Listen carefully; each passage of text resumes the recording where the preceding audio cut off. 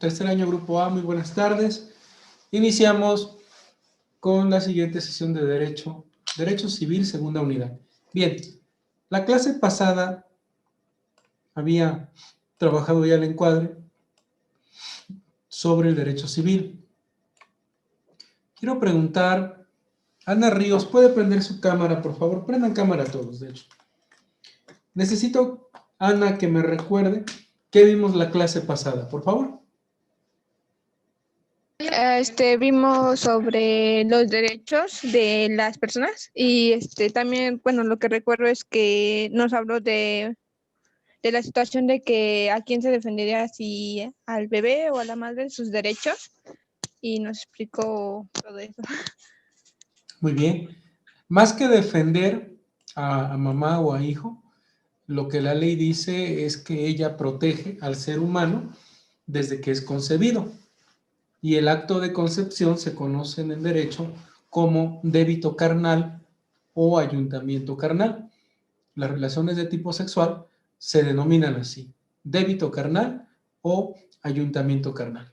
Y en ese proceso vamos a ver más adelante hoy día que precisamente el ser humano, cuando es concebido, ya tiene derechos y después adquiere obligaciones. Vimos también que la capacidad jurídica se divide en goce y ejercicio, que la de ejercicio la adquirimos cuando tenemos la mayoría de edad, que para el caso de México la sumamos a los 18 años. Al tener la mayoría de edad, a los 18 años nosotros podemos ya disponer libremente de nuestros bienes. Pero ojo, y mucho cuidado con esto. ¿Por qué creen ustedes que la ley diga que la capacidad de ejercicio se la vamos a quitar al menor de edad, al adulto que está afectado por locura, al adulto que está afectado por alcoholismo, por drogadicción y al adulto que sea sordomudo, que no pueda comunicarse con el lenguaje que ellos han desarrollado en ese estilo? ¿A qué se debe que ellos tengan esa limitante? Porque la capacidad jurídica, como lo vimos en la diapositiva pasada, la capacidad jurídica tiene estas palabritas que estuvimos trabajando en ellas. Son 3 palabritas que dividen el gozar las cosas, dicho sea coloquial y con mucho respeto. Y gozar, adquirir, contraer. La capacidad de ejercicio ustedes están por recibirla. Y en la capacidad de ejercicio ustedes pueden ejercitar y cumplir derechos y obligaciones. Yo creo que la palabra máxima es, y vamos a subrayarla, cumplir. Cuando ustedes adquieran 18 años, va con respeto a la palabra, ya se amolaron porque son personas que ya van a tener que cumplir obligaciones de tipo civil, de tipo social. Ya se debe. Entonces, en ese camino la ley protege al ser humano cuando es incapaz. Por favor, el micrófono de Jocelyn González. Entonces, lo primero que nosotros vamos a trabajar es el hecho de reconocer que la ley civil te dice, el menor de edad no tiene capacidad de ejercicio. El mayor de edad, que es alcohólico consuetudinario, porque alguien me decía en el C ahorita, es que el borracho, no, una persona puede consumir alcohol, puede coloquialmente ser un borracho, borracha, pero si esa persona es consuetudinario, o sea, por costumbre, y que ya perdió los estribos, esa persona ya puede ser declarada incapaz. Si una persona consume drogas, la ley no te dice poquita, mucha, no.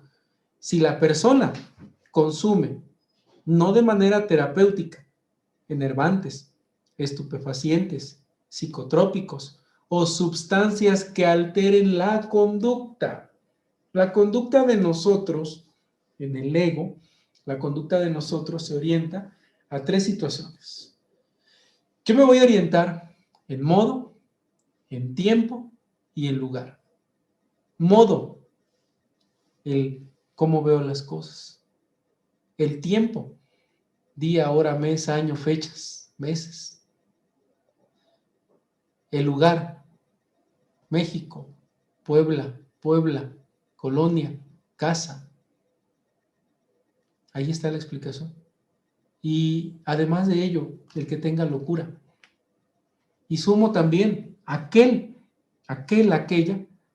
que haya nacido o haya tenido un accidente donde sea, donde quede ciego y sordo, o sea, sordomudo, y que no se pueda comunicar. Aquí la palabra clave es que no se pueda comunicar. Pero si es incapaz esta persona, por esto es que yo les digo que la ley los protege, porque es de orden público. Preguntaría a Daniel, si el Estado tiene interés en cuidarnos, ¿por qué cree usted? ¿O a qué cree que se deba que el Estado tiene que cuidar al menor de edad? ¿Al alcohólico consuetudinario? ¿Al drogadicto consuetudinario? ¿Al sordomudo? Y al afectado mental. ¿Por qué, Daniel Carmona? Pues a mi punto de vista, yo creo que que los tiene que cuidar, dijo, ¿Por qué? mm, ay, es que, si yo no me cuido, ¿por qué los cuidaría? Pues no sé, será porque no tienen las facultades para hacer las cosas por sí solos, tienen que seguir estrictamente un reglamento por ser, no sé, un loco o drogadicto. Y pues a los niños jóvenes los tienen que ir orientando para ir en un camino del bien, se podría decir. Vamos a quedarnos con eso. Nosotros en Sor Juana, en la iglesia de San Cristóbal, hemos visto a una persona indigente, un varón, que de repente le dan ataques fuertes y grita y hace diversidad de situaciones que bueno, duelen como ser humano, pero todos pasamos de frente. Si la ley dice, porque esto es una diapositiva, hijos, esto es una diapositiva, pero está en la ley. La mejor forma de enseñarles derecho va a ser poniéndoles la ley a la vista. Aquí la ley dice quiénes son incapaces, los que ya mencioné. Ahí están. Pero también el artículo 43 dice lo que su compañero comentaba. Es de orden público. Es de orden público el interés que el Estado tiene en la atención. ¡Atención! Atender es eso. No verlo, atenderlo. De los incapaces. ¿Y en qué consiste atender a un incapaz? Bueno, ahí va la respuesta a lo que dijimos. No lo dijo Ángel, está en el Código Civil. El cuidado del ser humano tiene que darse en la gestación, nacimiento y minoría de edad. Nacer es un derecho y el proceso de gestación es un derecho. Ahí lo dice. Yo no lo puse, ¿verdad? Es un código civil y lo narra de esa manera. Entonces, ustedes como menores de edad tienen derecho a que sean cuidados durante su gestación, igual que yo, durante su nacimiento y durante la minoría de edad. Después de ello, el mismo menor de edad tiene derecho a la salud física y mental, pero también a la educación, a la instrucción y preparación. Y los mayores de edad, dice ahí, fracción 2 a 4, vámonos para arriba otra vez. Entonces el mayor de edad que tenemos afectado por alcoholismo, al sordomudo, al enfermo mental y al que consume drogas, dice la ley que le tenemos que dar, ¿qué cosa? Un tratamiento médico, y guardar sus bienes no es quedártelos, es cuidar sus bienes. Bueno, Salud física y mental. Va la pregunta al grupo. El señor que mencionaba yo, ¿estará privado de la inteligencia por locura? ¿El señor que vive afuera de Sor Juana? ¿Sí o no? ¿Tendrá un trastorno mental? Pues bueno, yo creo. Yo creo que sí, porque igual antes, no sé si sea de que estoy pensando, pero en la secundaria igual bajaba y bajaba gritando y bajaba golpeándose las piernas, los pies y gritaba el nombre de, no sé si sean sus hijos o quiénes sean las personas, pero las bajaba gritando y no sé, se empezaba a pelear solo o empezaba a golpear hacia el frente, pero no había nada. Entonces yo creo que sí está afectado por locura. Estamos suponiendo que está afectado por locura. El Estado tiene el deber, porque aquí dice que es de orden público, poner atención en ellos. Formulo pregunta. Si tiene derecho a salud física, perdón, al tratamiento médico y cuidado y vigilancia, ¿por qué no se hace? ¿Por qué el Estado ha descuidado a nuestros indigentes? Y ahí está en el Código Civil. Porque se van a sorprender, se van a sorprender. Resulta ser que cualquiera de nosotros puede pedir la atención de ellos. Y aquí lo dice la ley. Adelante, Nicole, adelante. Es que yo quería mencionar porque a lo que yo tengo entendido, él sufre alcoholismo, porque siempre que llegaba a pasar por ahí olía fuertes sustancias de alcohol. Entonces, una de las consecuencias del alcoholismo es un delirio. Entonces, cuando, su- bueno, no supongo, ya está en esa etapa de delirio, entonces él siempre grita, incluso se golpea y no tiene ni razón de lo que hace. Entonces, como comentaba mi compañero Daniel, no sé en qué secundaria estaba él, pero cuando bajaba, gritaba. Entonces, no tiene uso de razón ni conciencia de lo que hace. Entonces, es tanto un problema mental, pero también efectos de su alcoholismo. Entonces estamos concluyendo que es un adulto, porque es un adulto, con dos afecciones, alcoholismo y locura por alcoholismo. El delirium tremens es una de las fases de la locura.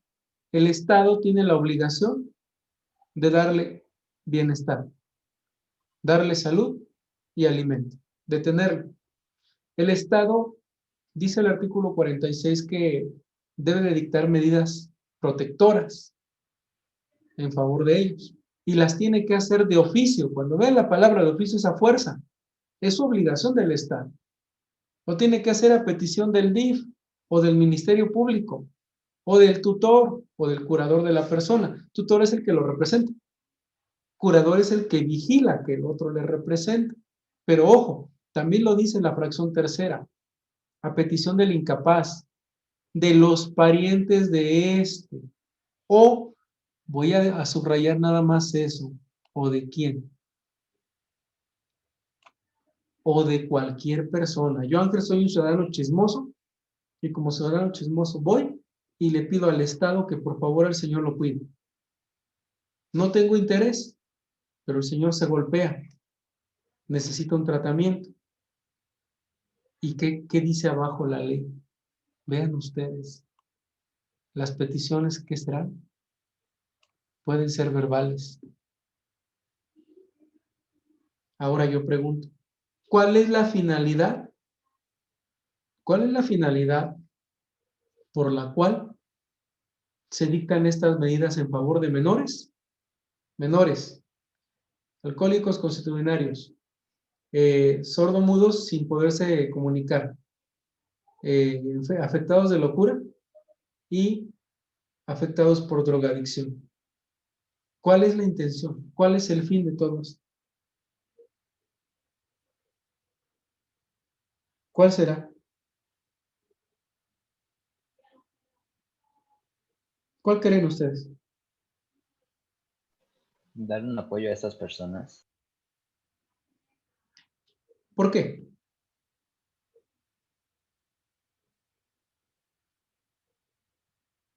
¿Por qué el apoyo? Y ya lo dije en clases muy pasadas.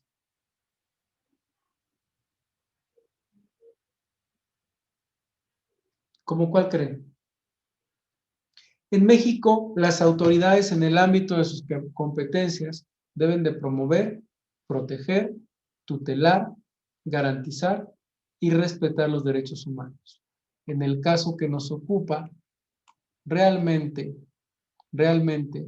para los niños, para aquellos que tengan menores, sean menores de 18 años, es de interés público también que se siga en favor de ellos el cuidado a su gestación, nacimiento, minoría, salud física y mental, educación, instrucción y preparación.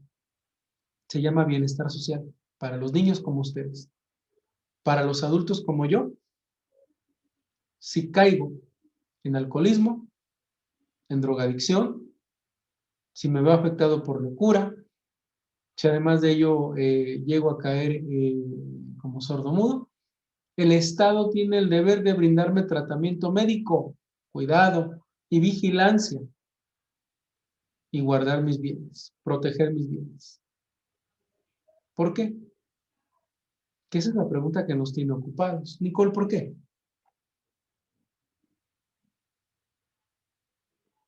¿Por qué cree usted que el Estado tenga interés en cuidar como adulto? Porque supuestamente es un país democrático y entonces busca un bienestar social global. Entonces, busca jóvenes que se estudien, se realicen para que así México prospere y tenga un futuro mejor en la sociedad. Estoy de acuerdo en algunas situaciones, pero la clave es esta, y no se les olvide nunca.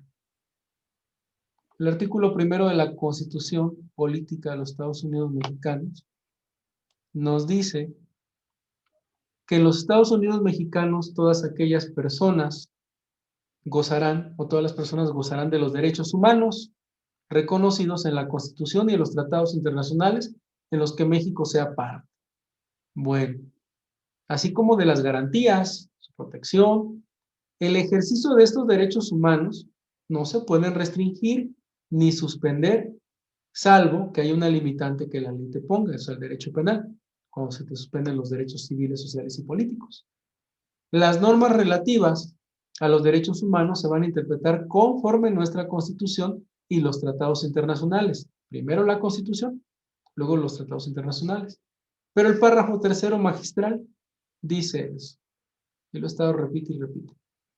Todas las autoridades, todas, en el ámbito de sus competencias, tienen la obligación de promover, respetar, proteger, garantizar los derechos humanos de conformidad con los principios de universalidad, interdependencia, indivisibles, progresivos.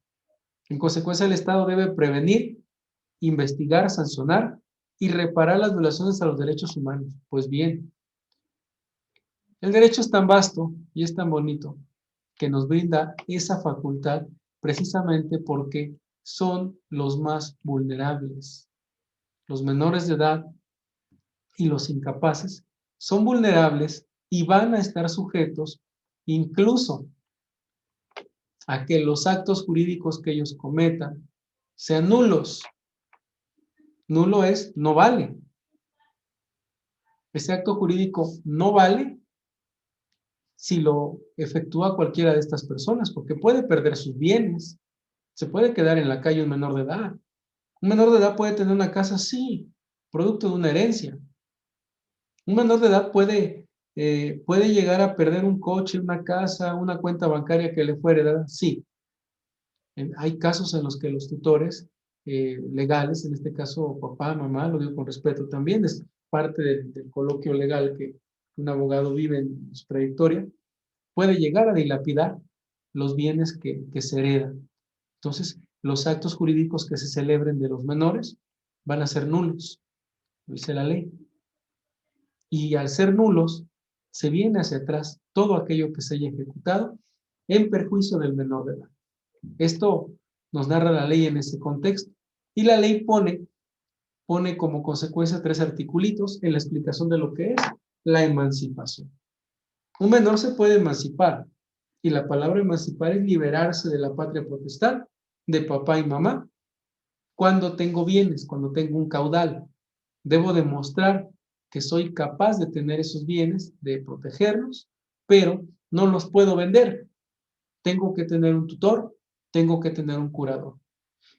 Uno de los casos más sonados en la década de los 80 en México fue la vida del cantante Luis Miguel, no mexicano de origen, sino mexicano naturalizado, que su papá de origen español dispuso del producto del trabajo de este menor, porque muy pequeño se dedicó a este oficio que es el ser artista, cantante, ganó mucho dinero, su papá dispuso de ese dinero y cuando lo embarcó fuerte con la Secretaría de Hacienda por deudas fiscales, él tuvo que emanciparse, tuvo que hacerse cargo de su patrimonio y tuvo 2 representantes legales. Tuvo un tutor, que es el que puede firmar por él, y un curador, que es el que vigila que el otro haga las cosas como debe, incluso con rendición de cuentas a un juzgado.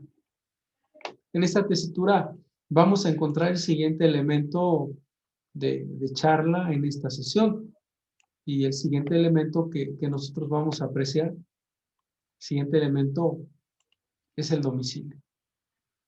Nosotros en nuestro domicilio tenemos la potestad de tener un domicilio legal bajo 4 supuestos. 3 que se ven aquí y uno más que se utiliza en el derecho procesal. Para que yo pueda decir como persona física que en un lugar estoy de manera continua y permanente, que es mi casa, yo tengo que tener 4 condiciones. En ese domicilio yo debo de habitar. Yo debo de habitar en ese domicilio. Eso es residir, habitar. En ese domicilio yo tengo que tener el principal asiento de mis negocios. En ese domicilio yo puedo encontrarme, hallarme. Y en ese domicilio yo puedo trabajar. ¿Qué quiere decir esto? Que si en un domicilio me encuentras de manera continua y permanente, es mi domicilio legal después de 6 meses, un día. Eso dice el párrafo que sigue. Si yo tengo un negocio y en ese negocio estoy también de manera continua y permanente en horarios comerciales, obviamente en ese domicilio yo voy a tener el principal asiento de mis negocios. Si en un lugar al que voy continuamente me encuentro o me hallo, ese va a ser mi domicilio.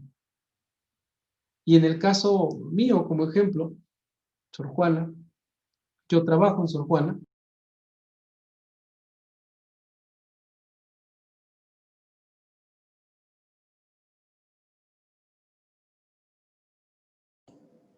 Decía que me cortó internet, hijos. Me cortó. Sigue grabando de todas maneras. Bien. En ese domicilio yo trabajo.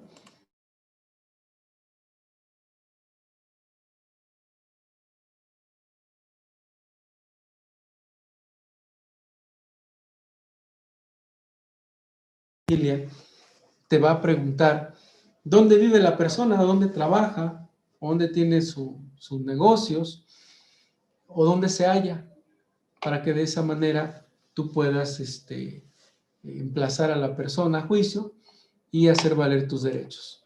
Me sacó Zoom, espero que se haya grabado, una disculpa, continúo.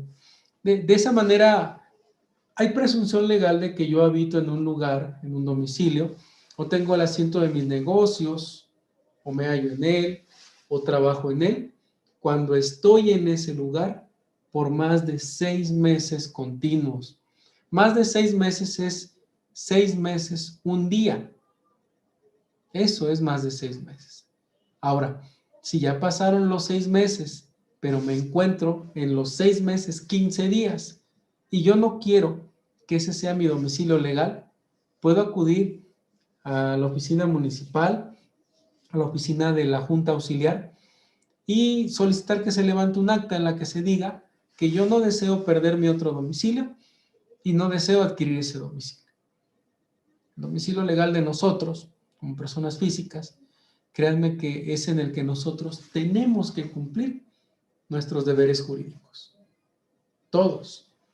Ahí es a donde las personas físicas, las personas jurídicas o las personas morales van a acudir a ejercitar alguna acción si nosotros llegamos a tener alguna diferencia con ellos.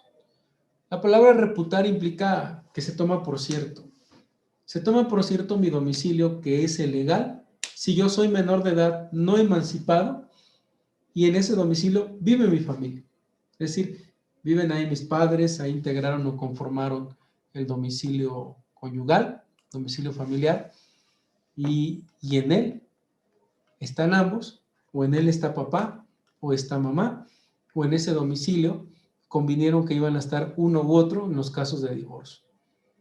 En los casos en los que los menores que no estén bajo la patria potestad y estén sujetos a una tutoría, el domicilio que les aplica como domicilio legal es el de su tutor.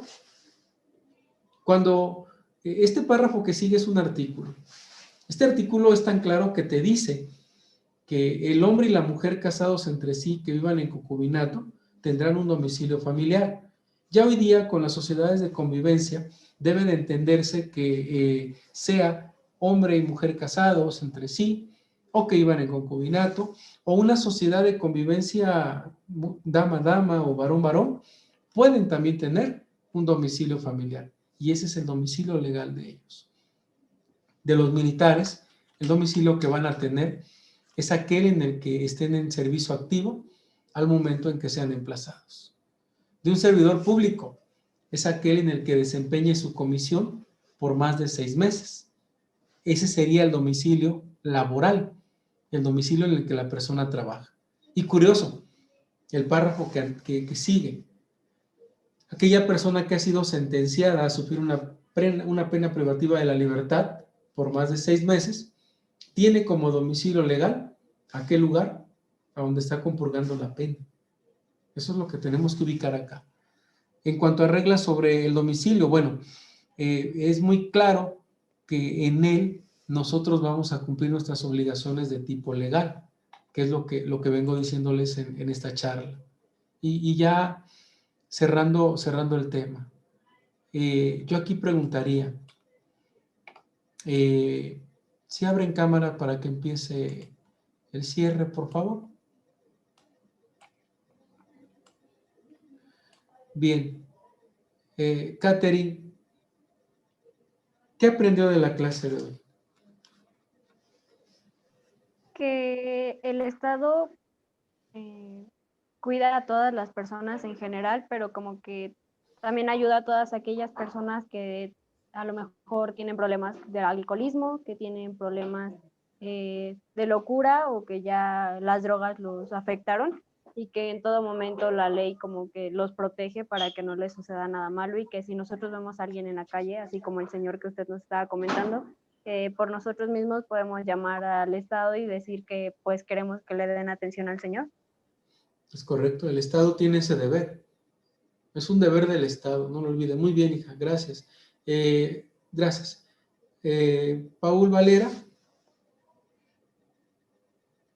¿qué fue lo que aprendió de la clase? Pues bien, como dice mi compañera, que pues si vemos a una persona que tiene como un problema mental o ya sea una adicción, que podemos hablarle al Estado para que pues ellos puedan ayudarlo y que pueda salir adelante y no se vaya a perder en cierto vicio. Ok.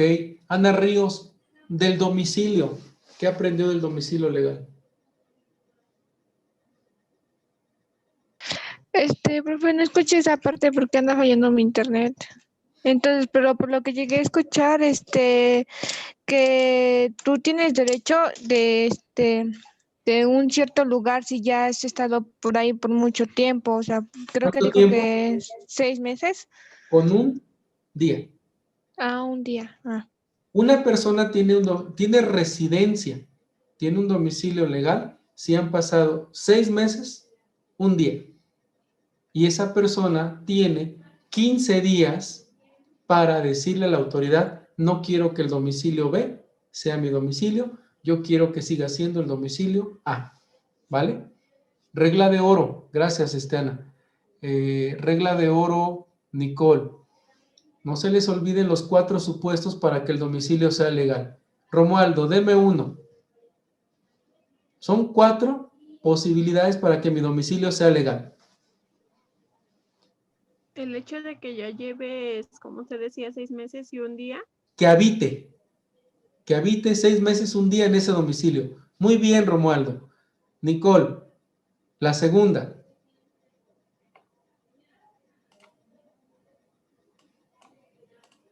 La segunda.